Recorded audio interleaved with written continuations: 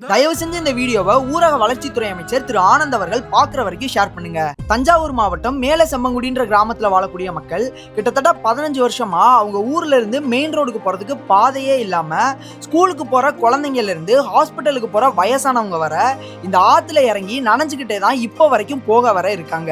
சரி, இதுக்கு மாற்று வழியே இல்லையா, இது மட்டும் தான் ஒரே வழியா அப்படின்னு அந்த மக்கள்கிட்ட கேட்டப்போ அங்க இருந்த ஒரு குட்டி பொண்ணு என்கிட்ட என்ன சொன்னா தெரியுமா? ஆனா மாற்று வழியெல்லாம் இருக்கு, ஆனா அதுக்கு நாங்க 6 கிலோமீட்டர் சுத்தி போகணும். அந்த 6 கிலோமீட்டர்ல 4 சுடுகாடு இருக்கு. அண்ட் அந்த பாதையில சரியான ஸ்ட்ரீட் லைட்ஸ் கூட கிடையாது.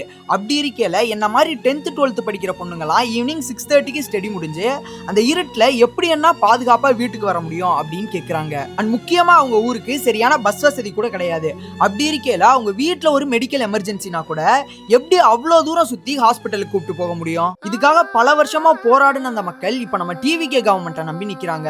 அவங்க 1000 கோடிக்கு பெரிய ஃப்ளைஓவர் ஒன்றும் கேட்கலனா, ஒரு சின்ன பட்ஜெட்ல நல்ல பாலம், அவ்வளவுதான். ஸோ அந்த குழந்தைங்களுக்கு ஏதாச்சும் பார்த்து பண்ணுனா.